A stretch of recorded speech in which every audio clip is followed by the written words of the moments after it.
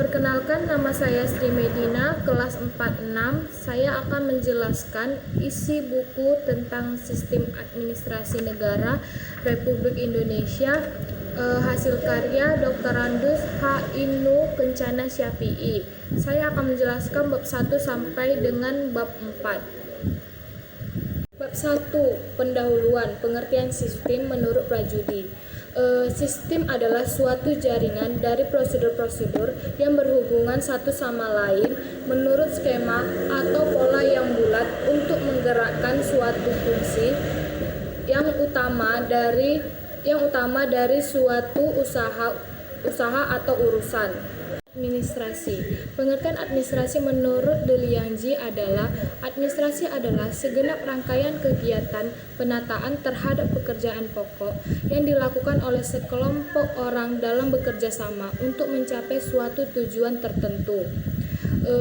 Administrasi juga disebut sebagai ilmu karena memenuhi syarat yang diminta oleh suatu disiplin ilmu sebagai ilmu pengetahuan yang mandiri. Administrasi juga disebut sebagai seni karena dalam administrasi juga dikenal berbagai asli cipta, rasa, dan karsa seorang administrator. Pengertian negara. Pengertian negara menurut Aristoteles adalah negara adalah persekutuan dari keluarga dan desa guna memperoleh hidup yang sebaik-baiknya.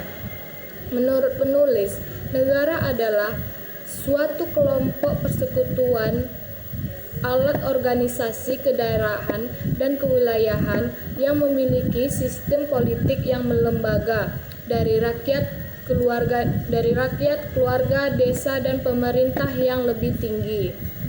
Syarat negara. Ada 4 syarat negara di dunia yang wajib dipenuhi, yaitu 1. Adanya wilayah, adanya pengakuan, adanya pemerintahan, dan adanya rakyat. Adanya wilayah maksudnya wilayah memang sangat penting bagi tegaknya negara. Artinya wilayah memang sangat perlu, bahkan mempunyai potensi yang andal untuk dikembangkan. Definisi wilayah adalah lokasi atau area tertentu dengan segala kandungan potensi wilayah tersebut dan semua kekuatan yang dapat dimanfaatkan mulai dari darat, laut, udara, baik yang sifatnya fisik maupun non-fisik. Adanya pengakuan dari dalam maupun dari luar negeri suatu negara itu sangat penting. Pengakuan dari dalam negeri adalah kesediaan dan kerelaan warga negara untuk diperintahkan oleh pemerintahan yang sah. Sedangkan pengakuan dari luar negeri adalah dengan mengirim duta besar berkuasa penuh yang mewakili negeri tersebut ke dalam negeri kita, begitu negara kita baru merdeka. Adanya pemerintahan. Apabila tidak dibentuk pemerintahan dalam suatu negara, maka masyarakat akan seenaknya bertindak tanpa hukum atau anarkis. Dalam arti luas, pemerintah adalah eksekutif, legislatif, yudikatif, dan lembaga tinggi lainnya. Sedangkan dalam arti sempit, hanyalah lembaga eksekutif saja. Rakyat adalah salah satu syarat negara, yaitu keseluruhan orang-orang baik yang berada di dalam negeri maupun yang di luar negeri dan mempunyai hak pilih atau dicabutnya hak pilihnya untuk waktu tertentu atau belum mempunyai hak pilih karena persyaratan tertentu. Menurut hukum internasional, tiap-tiap negara berhak untuk menetapkan sendiri siapa yang akan menjadi warga negaranya. Kedaulatan negara. Ada negara yang menganggap bahwa kedaulatan ada di tangan rakyat, yang isinya suara rakyat banyak benar-benar didengar keluhan dan penderitaannya. Timbulnya negara. Banyak teori yang mengemukakan timbulnya suatu negara. Salah satunya yaitu teori kenyataan. Adalah teori yang menganggap bahwa menang suatu kenyataan berdasarkan syarat-syarat tertentu negara itu dapat timbul. Bentuk dengan bentuk pemerintah, karena menurut penulis bentuk pemerintah terdiri dari parlementer, presidensial, campuran, dan komunis, sedangkan bentuk negara terdiri dari kerajaan dan republik. Bab 2. Batasan administrasi negara. Menurut Prajudi Atmosudirjo, administrasi negara adalah administrasi dari negara sebagai organisasi dan administrasi yang mengejar tujuan-tujuan yang bersifat kenegaraan. Ada 7 hal khusus dari administrasi, yaitu tidak dapat dielakkan, senantiasa mengharapkan ketaatan, mempunyai prioritas, mempunyai pengecualian, puncak pemimpin politik, sulit diukur, sehingga kita terlalu banyak mengharapkan dari administrasi publik ini. Paradigma administrasi negara. Paradigma adalah corak berpikir seseorang atau kelompok orang.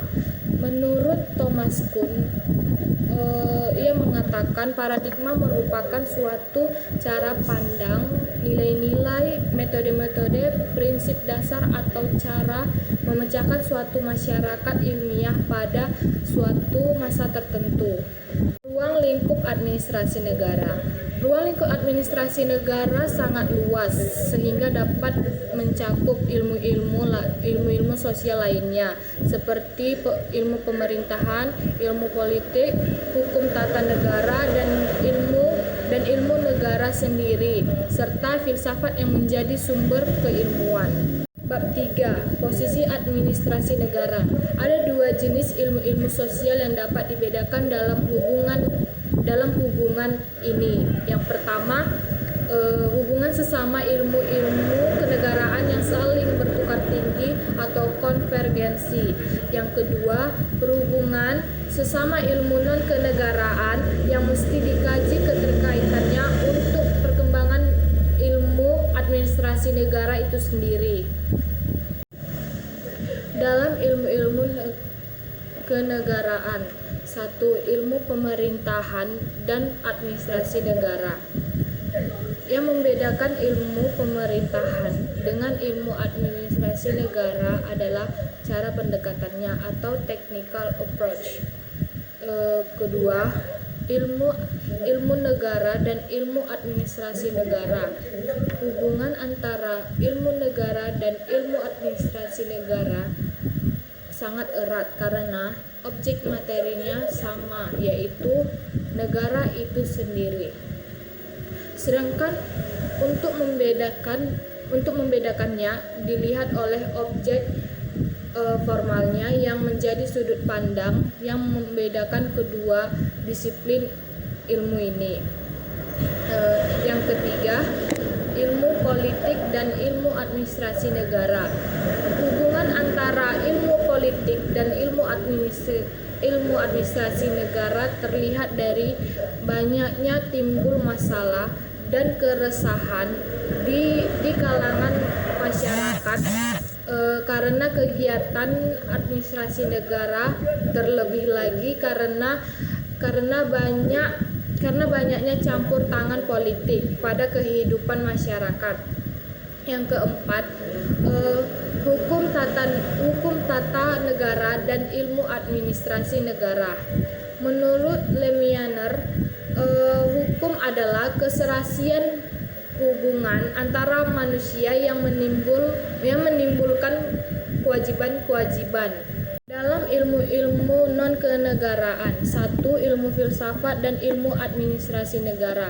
Menurut Profesor Prajudi Atmosudirjo, dalam salah satu bukunya membedakan filsafat dengan filosofi. Karena filsafat untuk menentukan pendirian, sedangkan filosofi untuk menentukan perhitungan. Filsafat tidak pernah berubah-ubah, sedangkan filosofi dapat berubah-ubah. Yang kedua, ilmu administrasi niaga dan ilmu administrasi negara. Dalam administrasi niaga terlalu banyak sentuhan pasar karena tujuan utamanya adalah efisiensi, bahkan kalau perlu dengan pembiayaan yang kecil-kecilnya diharapkan keuntungan yang sebesar-besarnya. Yang ketiga, sosiologi dan ilmu administrasi negara. Para ahli sosiologi beranggapan ilmu administrasi negara adalah gejala-gejala yang timbul dalam pelayanan dari suatu kelompok orang yang menyelenggarakan publik terhadap berbagai kelompok rakyat. Banyak yang diam dilayani dipandang sebagai usaha penataan masyarakat. Yang keempat, ilmu bumi dan ilmu administrasi negara. Terdapat hubungan yang erat antara ilmu administrasi negara dan ilmu bumi, karena pengaruh dimaksud ditujukan pada ilmu administrasi negara, terutama ekologinya. Yang kelima, sejarah dan ilmu administrasi negara. Sejarah adalah salah satu disiplin ilmu yang dipelajari secara luas oleh bangsa-bangsa dan generasi ke generasi. Sejarah sebenarnya adalah berbagai sistem administrasi di berbagai negara pada masa lampau. Sedangkan administrasi negara yang ada dewasa ini akan menjadi sejarah bagi masyarakat. Yang keenam, psikologi dan ilmu administrasi negara. Dengan ilmu psikologi seperti ini akan membuat kemajuan administrasi negara semakin mapan, karena akan dapat lebih mengetahui bagaimana memotivasi seseorang bawahan. Bab 4. Pemerintahan Indonesia. Pengertian Indonesia. Indonesia adalah suatu bangsa dan negara yang secara politis resmi merdeka sejak tanggal 17 Agustus 1945. Selama lebih dari setengah abad merdeka, bangsa Indonesia baru memiliki 5 orang presiden. Mengapa para pendiri RI ini membesarkan peran eksekutif? Karena bermaksud menjaga persatuan dan kesatuan bangsa di tengah-tengah kebinekaan suku, pulau, agama, dan ada istiadat, budaya, dan berbagai bangsa etnis kedaerahan yang ada di Indonesia. Penulis mengatakan Kepulauan Indonesia sangat strategis karena dilalui khatulistiwa sehingga siang dan malam diterima penduduk seimbang, diapit oleh 2 benua yaitu Australia dan Asia, serta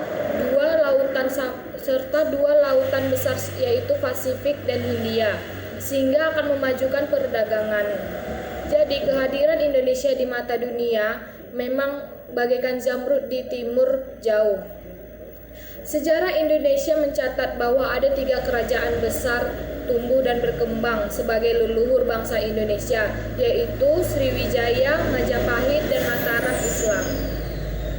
Bendera nasional Indonesia adalah merah putih yang sejak zaman Majapahit telah dikibarkan oleh Mahapati Gajah Mada di Sorong, Irian Jaya, Papua.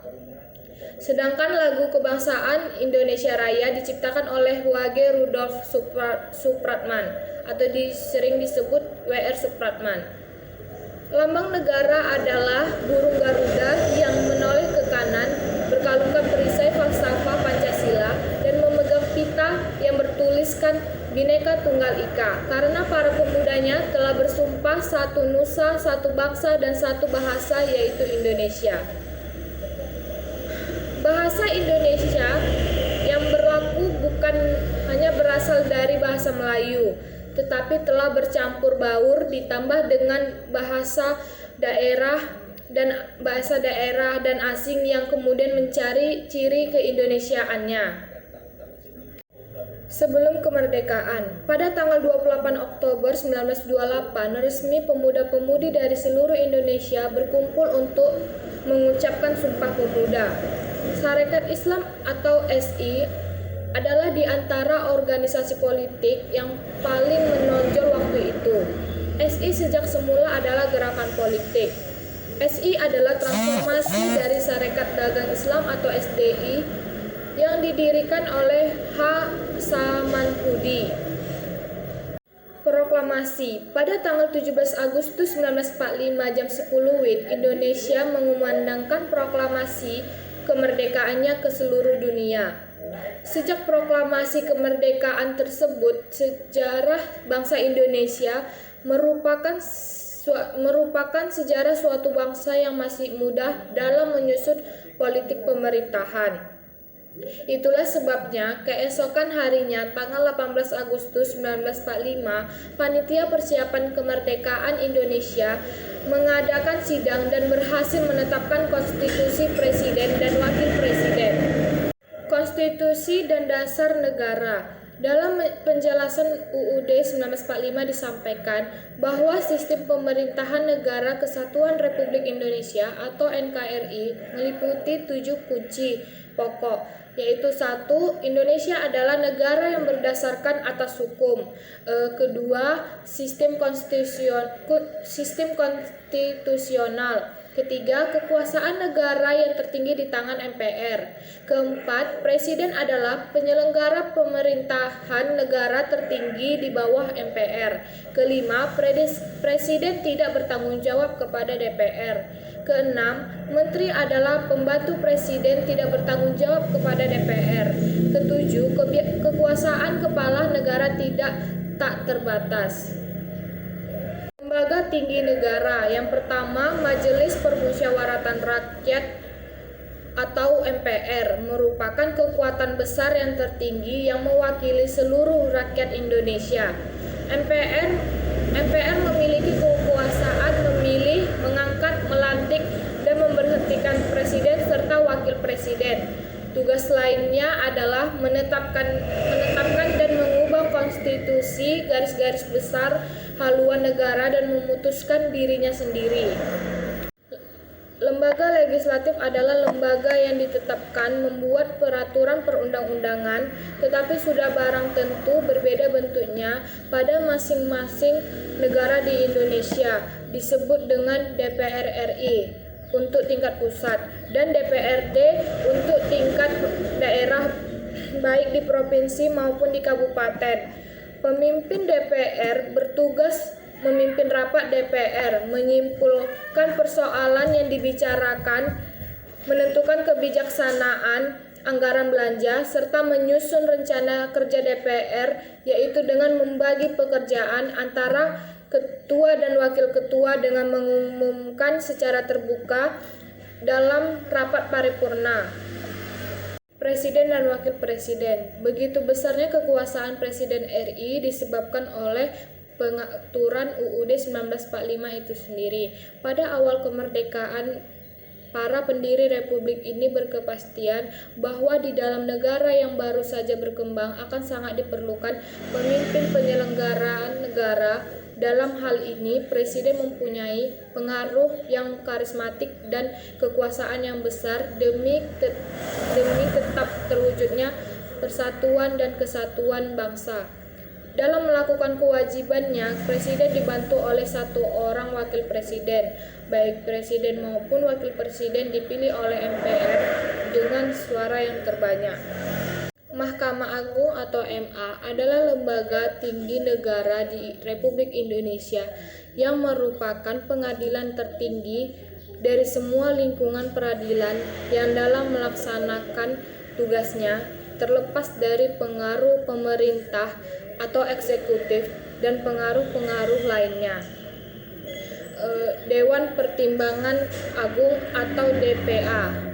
DPA ini merupakan sebuah badan yang berkewajiban memberi pertimbangan kepada pemerintah. DPA ini berada dalam bidang pemerintahan sebagai Badan Penasehat Presiden RI. Badan Pemeriksa Keuangan atau BPK. Badan Pemeriksa Keuangan adalah lembaga tinggi negara Republik Indonesia yang bertugas memeriksa tanggung jawab tentang keuangan negara, kekayaan negara, pelaksanaan anggaran, pendapatan dan belanja serta daerah, anggaran badan usaha milik negara dan daerah berdasarkan atas ketentuan undang-undang. Kebudayaan Indonesia. Kebudayaan menurut Profesor Dr. Koenjaraningrat, kebudayaan adalah keseluruhan sistem, gagasan, tindakan, dan hasil karya dalam rangka kehidupan masyarakat yang dijadikan milik dari manusia dengan belajar. KKN di Indonesia. Korupsi adalah setiap perbuatan yang dilakukan siapapun juga untuk kepentingan diri sendiri, untuk kepentingan orang lain, atau untuk kepentingan suatu badan yang langsung menyebabkan kerugian bagi keuangan dan perekonomian negara. Kolusi adalah kerjasama seorang atau sekelompok orang yang memangku jabatan atau memiliki kewenangan tertentu dalam pemerintahan dengan masyarakat atau pejabat yang memerlukan bantuan dengan saling memberikan seperti jasa, komisi, uang, atau materi lainnya. Nepotisme adalah pandang bulu dalam memilih orang baik dari hubungan saudara, agama, suku, atau alma mater kendati yang ditolong atau ditunjuk relatif lebih buruk dari pihak kandidat lainnya. Kekuatan politik. Partai politik adalah salah satu infrastruktur politik, sedangkan infrastruktur politik di Indonesia meliputi seluruh kebutuhan yang diperlukan di bidang politik dalam rangka pelaksanaan tugas-tugas yang berkenan dengan asal mula, bentuk, dan proses pemerintahan yang berdasarkan negara. Nahdlatul Ulama atau NU adalah gerakan dari ulama-ulama Islam di Indonesia yang dipelopori KH Wahid Hasyim Asy'ari. Muhammadiyah merupakan suatu organisasi besar yang telah melakukan pembaruan, perubahan, dan pembangkitan umat Islam dalam pencerahan hati, pemikiran, dan tindakan kembali ke ajaran Islam sejati berdasarkan Al-Quran dan Hadis. Tarbiyah Islamiyah, organisasi persatuan Tarbiyah Islamiyah yang ada umumnya bersifat kemasyarakatan, melakukan kegiatan seperti membantu fakir miskin, memperbanyak dakwah, membangun sekolah-sekolah untuk mempercepat dan meningkatkan pendidikan masyarakat, serta usaha lain berdasarkan kemanusiaan. Mahasiswa adalah sesuatu kekuatan politik yang besar. Itulah sebabnya para elit kekuasaan memanfaatkan mahasiswa untuk menjatuhkan pengusaha seperti jatuhnya Soekarno pada tahun 1966. Wartawan adalah pembentuk opini melalui koran-koran, majalah-majalah, tabloid yang mereka buat. Wartawan merupakan kekuatan politik di Indonesia. Pengusaha adalah pelaku pasar yang dapat memanfaatkan isu. Biasanya mereka membeli dolar dalam jumlah yang cukup banyak, kemudian melempar isu adanya bom yang akan diledakkan. Partai politik menurut Miriam Budiarjo adalah suatu kelompok yang terorganisir yang anggota-anggotanya mempunyai orientasi, nilai-nilai, dan cita-cita yang sama. Tujuan kelompok ini adalah untuk memperoleh kekuasaan politik dan kedudukan politik yang biasanya dengan cara konstitusional untuk melaksanakan kebijaksanaan mereka. Pemilihan umum. Pada umumnya ada dua jenis sistem pelaksanaan pemilihan umum yang dipakai, yaitu satu, sistem distrik. Sistem ini diselenggarakan berdasarkan lokasi daerah pemilihan dalam arti tidak membedakan jumlah penduduk tetapi berkiblat pada tempat yang sudah ditentukan. Dua, sistem proporsional. Sistem ini berkiblat pada jumlah penduduk yang akan menjadi peserta pemilih. Misalnya setiap penduduk 40.000 jiwa penduduk memiliki satu wakil suara yang berimbang. Baiklah, hanya segitu yang bisa saya jelaskan tentang buku Sistem Administrasi Negara Republik Indonesia, hasil karya Dr. Andus H. Inu Kencana Safi'i. Jika ada kesalahan dalam penyebutan nama, tempat, atau kata, mohon dimaafkan. Sekian dan terima kasih.